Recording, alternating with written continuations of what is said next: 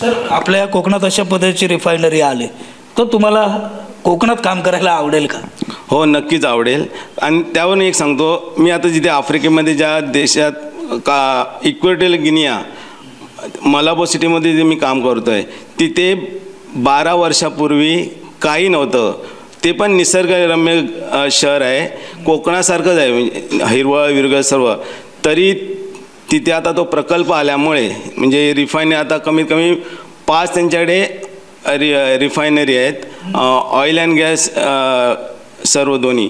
आणि तिथे चालू झाल्यावर तिथल्या लोकांना रोजगार मिळाला, डेव्हलपमेंट झाली, तिथले रस्ते इन्फ्रास्ट्रक्चर सुधारलं, एवढी डेव्हलपमेंट झाली आणि आता त्या लोकांना तिथल्या इथे जॉब मिळायला लागलेत. आणि तिथे पहिले ते लोक दुसऱ्या देशात जात होते काम करायला, तिथे त्यांना म्हणजे रोजगार नसल्यामुळे त्यांची खाण्याची म्हणजे खाणं पण त्यांना मिळत नव्हतं. आता ते लोक एवढंच त्याचं डेव्हलपमेंट झालं आहे. खरंच डेव्हलपमेंट बघून आम्हाला प्राऊड वाटतं आहे.